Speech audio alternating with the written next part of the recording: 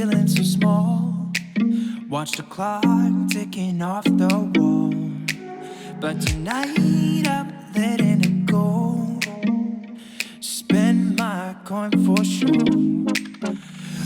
Hey guys, welcome to my channel. I am Kristen, and today I'm just kind of journaling, sharing what I'm living. Hope you enjoy.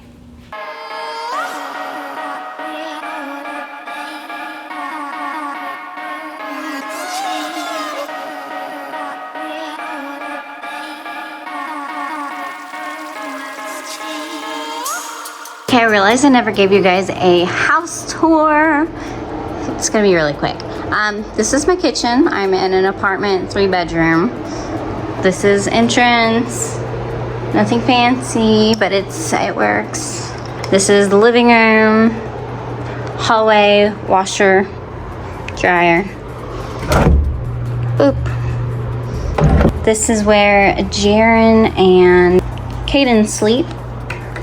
Whenever they're here 50-50. When they're gone, I usually sleep in here. Otherwise, I'm in here with Bryson, and he's in there right now. He stays with me full time. This little space right here. This is the master bedroom. Olivia needed an emergency place to come and stay, so I let them move in with me whenever I had to use the women's shelter to move out of the other house. So they're here with me, and I gave them the master bedroom because they have a baby. And so yeah, I wanted to give them a safe place because of what happened to them. And this is my bathroom, and I have my litter in my bathroom. It's disgusting. I wanted the closet in there because this is way too small for 4 cats. This is my shower. I still need to put my stuff up. I bought stuff to decorate the bathroom, but I haven't done it yet. Just, you know. Life. And sometimes Bryson and I just have a hard time sharing a room, and I end up sleeping on the couch. So when the boys are here, I'm sleeping on this couch, or I'll sleep in there with Bryson. Oh, and we have our little porch. And one of my lovely family members helped me get this couch, and I have went into debt to get those chairs and those mattresses. This is the second time I had to buy mattresses.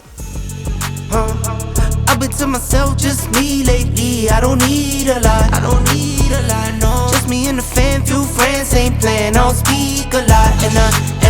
And I can't. So I just thought I would get in front of the camera and talk to you guys instead. As you guys know, back in 2020, my husband and I separated for 2 months. He moved out into an apartment. It was really hard for me, and I stopped filming on Kristen's Chaotic Life, and I was really struggling mentally, and that's when I started therapy. And I still have the same therapist today. She is amazing. She's patient, she's loving, she's caring. I know that you're trying to fix me, but I don't want to be like you. I'm feeling really anxious, but I guess I've just been really embarrassed and felt so much shame because of my situation that it was hard for me to come on here and really open up and talk to you guys, because I didn't want to make anybody mad. I didn't want to step on anybody's toes. I was scared, to be perfectly honest, to post. And whenever I started trying to film again and post, my ex came back and suddenly did not love his coworker that helped build that couch that I shared back in 2020.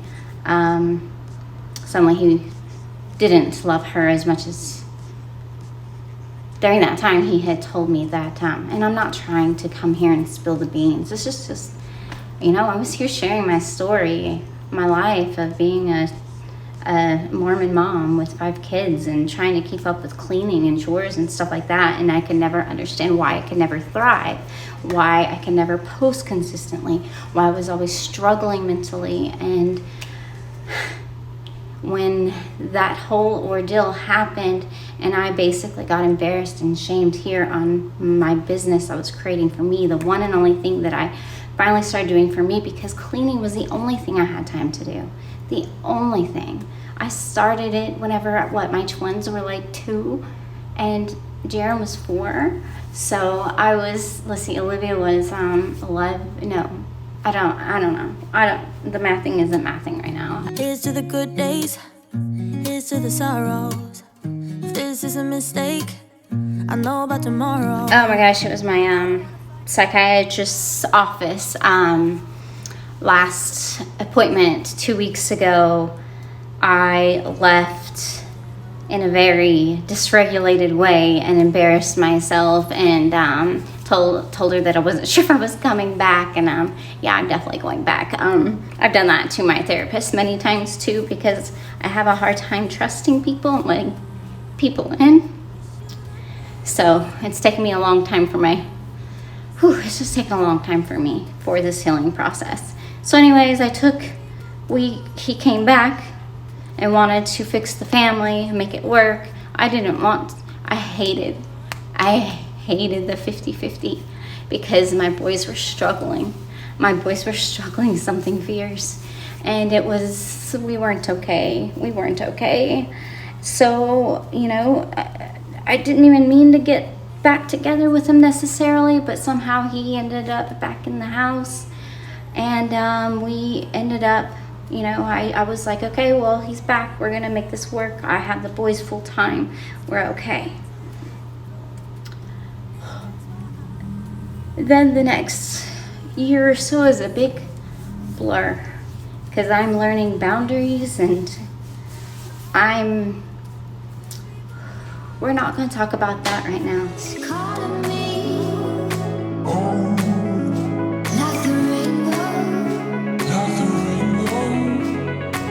Anyways, it was basically a year of living in a blur. I ended up getting help from a women's shelter because my fear response got so heightened that I was afraid that I was going to do something to myself in the end because of how little I was feeling and how I felt like my existence was just non-existent. Like I had completely self-abandoned because I took him back. Yesterday there was sun and there was rain, beauty in the mundane. And as the light, and it got really, really scary for me for a while there. And I got help to move down to the little house in the woods where I isolated. Only he was still in my ear, and that trauma bond. If you've had that trauma bond since basically childhood, it's kind of hard to break, and especially if you've been through certain situations that I have, like becoming a child bride and the stuff I endured there, and then walking right into the person's arms who I thought was my best friend as a child, who I trusted, who I knew, only I didn't know this man at all. I didn't know him at all. I created a version of him inside of my head that I believed was true because I didn't want to see my truth. I didn't want to see that I had yet again walked right into something that was very unhealthy. I refused to see it, and I took all the blame. I blamed me. I thought it was me. I thought, actually, I was told that the reasons why I struggled with my mental health and anxiety and depression and all that stuff was because of my first marriage. That was always put on me, and because of our childhood, and my teen years and everything was kind of rewritten inside of me, and I didn't really remember them, and I didn't see them for what they were. I didn't know what red flags were. if this is love, then I don't want it. I can't be the one you keep running to whenever you feel down. I can't be that someone who'll always be there when something's wrong. Red flags they weren't so well known, but they are now. They are now. I've been to myself, just me lately. I don't need a lot. Yeah. I've little bit to myself, just me lately. I don't need a lot, no. Just me and the fam, few friends, ain't playing, I'll speak a lot. And I can't stop, and I can't stop, and I can't stop, and I can't stop. I'm that cash money getter, big show stopper, 4 kids having no chance. And as my brain is now finally remembering all the things that it's protecting me from, I have when my daughter moved away at 16 across country unexpectedly. I don't know if you guys have been around that long, but I filmed during that time, and I kind of self-abandoned then too, and I stopped filming for a while because I was struggling. As a young girl, the fields were mine. We played hide and seek for hours, raised our shadows among the pines. So offshore, playful and free. Oh, that's a lot. I'm going all over the place. Back on topic. I lived in the woods, and I was still healing, but I was still fighting for control. I was fighting for control. That's what it was. I had never known that I didn't have any control of my life whatsoever. My entire life was basically laid out for me since I was an infant.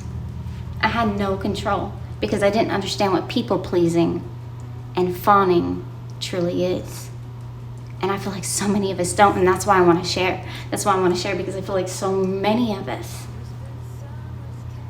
are people pleasing and fawning the wrong people because we feel this trauma bond deep inside of us where we feel like we're being abandoned if we lose this person, which means that we love them, which means that we want to make it work. And we see a version of them that we make up because we don't want to see our truths and because they're putting everything in our head. Brainwashing. But when you step away and the memories start to resurface, you go down the cycles. You start realizing that your body has never been regulated, ever. You start recognizing why your health is so bad, why you have to get infusions, why you're constantly sick and tired and drained and anxious and depressed. It's not because you're bad. It's not because you're worthless. It's not because you're invisible. It's because we keep abandoning us.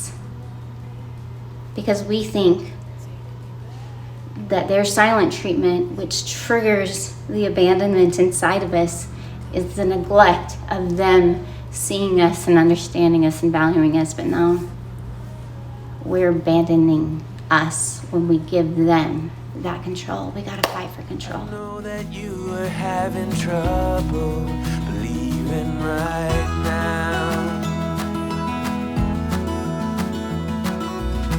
that everything is gonna be alright. That year lease was up in the woods. Oh God, that place was amazing. We had a pool, access to a pool. I felt like a child the entire time I lived there, except for whenever my ex would come and visit. It was so hard for me to have the boys gone 50-50 that we started, at first I would go no contact, but then there would be a holiday and he would get back in here and I would allow things to happen to me because I didn't want to be doing it, but I was too scared to not. So it's like every time he would ask me if he could come spend the night for the weekend because, I would say yes because I don't even know why, but I now see people pleasing, fawning, fear. It was a fear response. I said yes because I was afraid. I knew that I had to keep setting my boundaries and calling out every single red flag and thing that triggered me. And I knew just by doing that, he would move to the next supply. I know that you feel all alone in this world, but you have to put your trust into us and we will help you through. 'cause we only want what's best, what is best for you. So I had to deal with the cycle over and over and over and over again because I didn't have the power to say no. This is why I have to isolate. Because I don't know how to be me. Because my fear response is so deep that when I'm in the moment, I freeze and I fawn. Because every time I don't, I've seen what people can do, what they can say. I've felt the feelings of abandonment in the worst kind of ways. I felt the worthlessness. I felt the non-existence. That I don't want to exist anymore. I felt it all. I have been so emotionally deprived. The only time I wasn't was when I was posting on YouTube.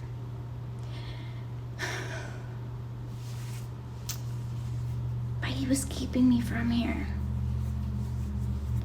And as soon as I start talking again and coming on here, he punishes me again. And so I get scared and I back off. But when do I get to live? When do I get to stop being bullied by my childhood bully? By all of my children. They were all my bullies. I married my childhood bullies. And I'm still fighting for control. I'm still fighting for control. Because I still live in fear. And I still fawn and I people please. And I don't know how to fix it until I share my story, my truth, until I get it out. I have no one that will listen unless I'm here. Or I feel like I don't, but I don't trust anybody because I don't trust me. I need to trust me. And every time someone tries to give me advice, my therapist, my psychologist, or my psychiatrist, my friends, anybody, they make me doubt me. I start doubting me because I don't have that faith in myself. I have to trust me. I have to believe in me. And I'm scared. But if I don't, I'm going to keep being buried underneath this rubble. I'm going to keep struggling. I'm going to be sleeping on this couch for the rest of my life. But no, that little girl wanted a freaking farmhouse. She wanted animals. She didn't want her little cats to be in this stupid apartment. She didn't want her kids to not have rooms, to not have beds.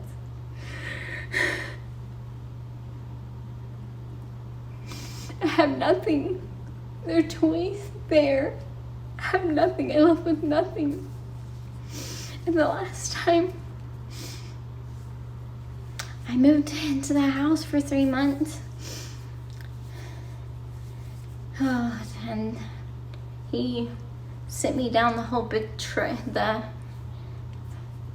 betrayal trauma again, and I cycled down that, and I was at my lowest again. And other people get in your head, you know. Everybody takes advantage of you when you're at your lowest. It's just not safe. It's not safe to let people in. Not when you're me. Not when you're this vulnerable.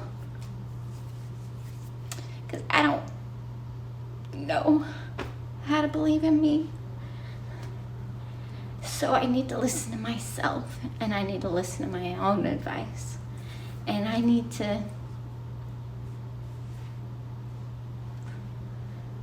just feel free. I just want it all out. I want to feel free. I don't want to be bullied. I don't want to spend 12-hour days door dashing because of financial abuse. Because I gave my all in my life to somebody who didn't even exist. Because he couldn't respect my boundaries. And yes, he found a new supply. And I'm so glad he did. because I'm not his target. I'm just getting the aftermath, the post-separation abuse. And the reason why I want to share, and the reason why he kept me quiet, I feel like, is because I know that there's so many people out there.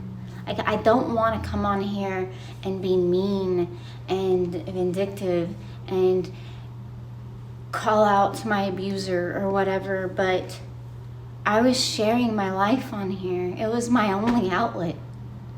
And he took it from me. He took it from me and silenced me. But this is my situation. This is my life. This is what I'm living. This is my truth. This is my reality.